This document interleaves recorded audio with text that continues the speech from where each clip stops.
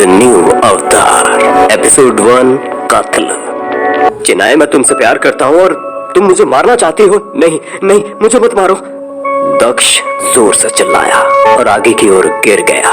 उसने बिस्तर की चादर को मुट्ठी में भींचते हुए समेट लिया और अचानक उठकर बैठ गया।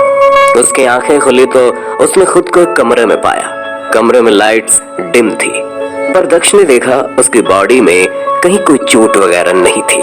खुद को कमरे में सेफ पाकर उसकी जान में जान आई। दक्ष ने सोचा, ओह, मैं तो सपना देख रहा था, महज एक सपना। दक्ष ने राहत की सांस ली और अपनी कुर्ती की आस्तीन से पसीना पोंछने लगा। भले ही एक सपना था, लेकिन उसने सपने में जो देखा, दक्ष को उस पर शक हो रहा था। दक्ष के लिए ये मानना जरा मुश्किल था कि सपने में राजकुमारी चिनाई ने उस पर जो हमला किया था वो सच था। आखिर ऐसा कैसे हो सकता था कि उसकी होने वाली पत्नी उस पर हमला करे? दक्ष राजा सोमगुप्त की इकलौती संतान था। आज से कोई 800 साल पहले सोमपुत्र राजस्थान के झुंझुनू इलाके के ताकतवर राजाओं में से था और बड़े करारे किस्म का योद्धा भी था। सिर्फ 16 साल की उम्र में दक्ष ने भी सभी तरह की वॉर टैक्टिक्स और स्ट्रेटेजी में महारत हासिल कर ली थी।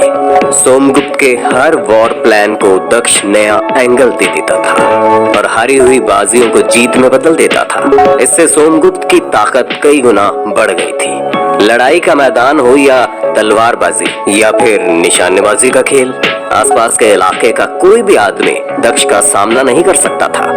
लेकिन जिसको कोई हरा नहीं सकता था, उसको उसकी प्रेमिका और होने वाली बीवी ने मात दे दी। दक्ष की मंगेतर चिनाई ने ही दक्ष का कत्ल अंजाम दे दिया था। चिनाई पड़ोस के राज्य के राजा वीरभद्र की बेटी थी और दक्ष के पिता सोमगुप्त की तरह वीरभद्र भी झुंझुनू इलाके के मशहूर राजा थे।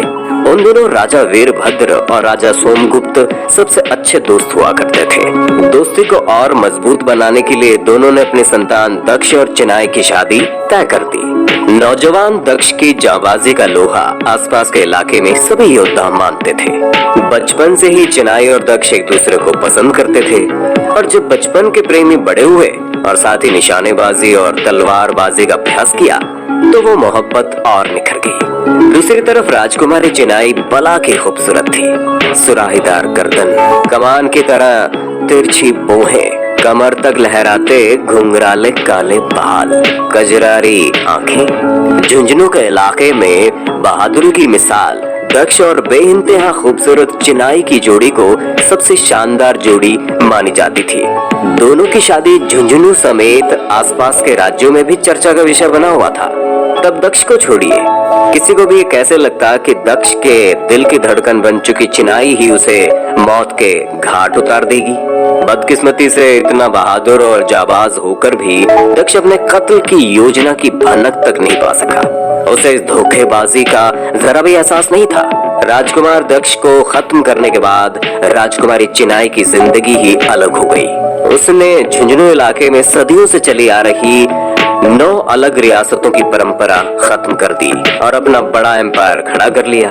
उसने एक एक करके सारे रियासतों पर कब्जा कर लिया और इन 9 राज्यों में एकता कायम कर दी। इस नए साम्राज्य पर चिनाई का एक छत्र राज था। राजकुमारी चिनाई अब महारानी चिनाई बन गई, जिसके नाम से ही झुंझुनू इलाके के लोग एकजुट हो जाते और उन्हें जोश भर जाता। आखिरकार 800 साल पहले झुंझुनू के इस इलाके पर 9 रियासतें इतिहास के पन्नों में सिमट गई और इन 9 राजाओं का कोई पता नहीं, ना उनका नाम बचा, ना कोई निशानी। उधर राजकुमार दक्ष की मौत के 800 साल बीत गए। उसकी कातिल महारानी चिनाई ने अपने एडमिनिस्ट्रेटिव स्किल से राजपुताने के इतिहास में अपना नाम सुनहरे अक्षरों में लिखवा दिया।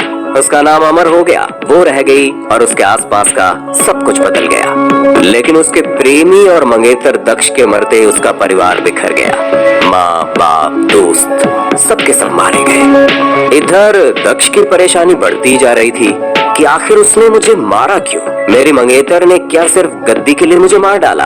क्या मोहब्बत बस मौका परस्ती भर है? दक्ष इस बारे में जितना सोचता, उसका कंफ्यूजन और बढ़ता जाता। वो पसीने से नहाया हुआ बिस्तर पर पड़ा सोच ही रहा था कि शाही कपड़ों में सजी एक नाजुक सी महिला कमरे में आई।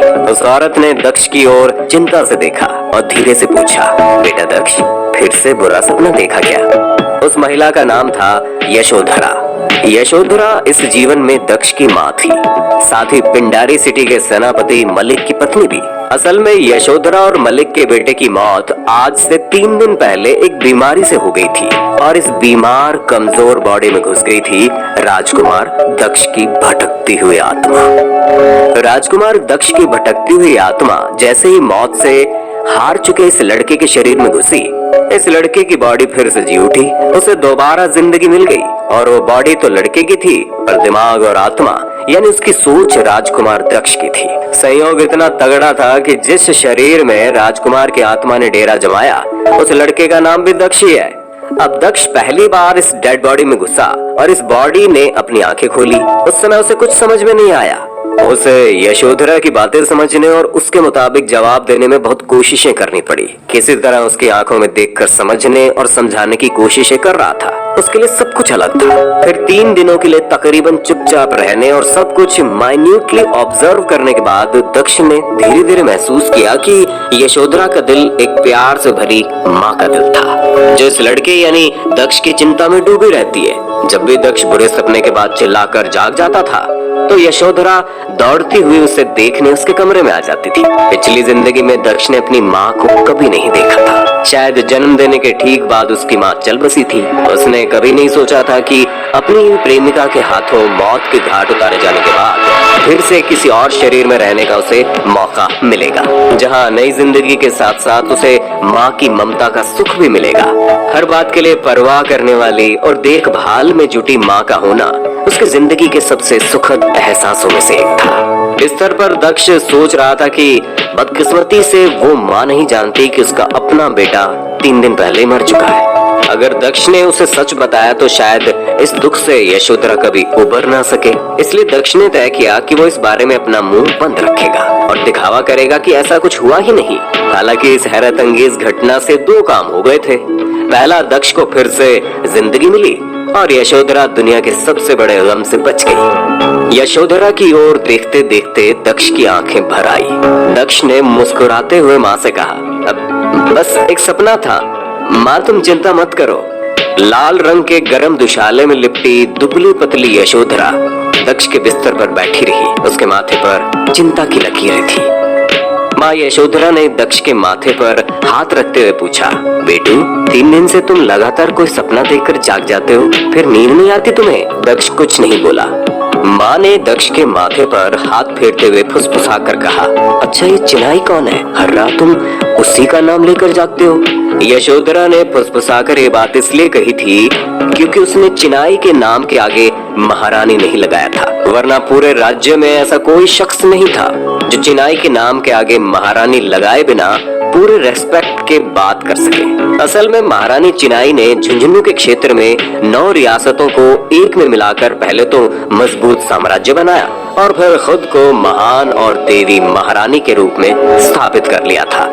गांव गांव में महारानी चिनाई की मूर्तियां और मंदिर बनाए गए थे। लोगों को आदेश दिया गया था कि वो उनकी पूजा करें। हर साल महारानी चिनाई के जन्मदिन पर शहरों और गांवों में तालाबों और नदियों के किनारे महारानी चिनाई के नाम का बहुत बड़ा मेला लगता था। तब से किसी ने चिनाई नाम लिखने और बोलने की हिम्मत नहीं की थी।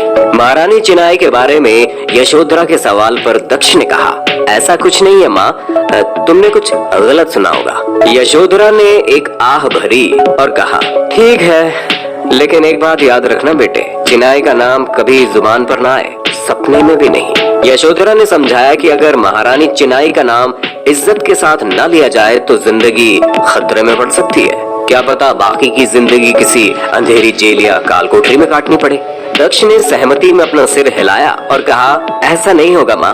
उसने ऊपर ऊपर तो ऐसा दिलासा अपनी माँ को दिया, लेकिन अंदर ही अंदर उसके अंदर गुस्से का लावा उबल रहा था। चिनाई का नाम लेते हुए डरी हुई अपनी माँ को देखकर दक्ष ने कसम खाई, इसका बदला लिया जाएगा, अपनी मौत का, लोगों में फैले इस डर का, हर एक चीज का। यशोधरा ने बिस्तर पर बैठे अपने कमजोर और दुबले पतले बेटे को देखकर गहरी सांस ली। वो इस तरह बीमार अपने बेटे को जब कभी भी देखती थी तो उसके अंदर का दुख और भी गहरा हो जाता था।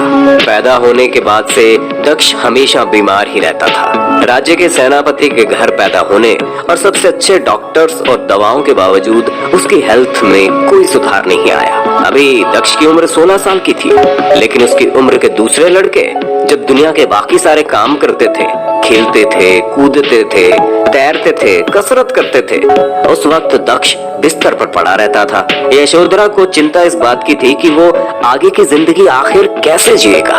अचानक दरवाजे के बाहर सैनिकों के पैरों की तेज आवाज सुनाई दी। बाहर नौकर ने उनके पैरों की आहटों को रोका था। कौन है आप लोग? यहाँ क्यों आए हैं?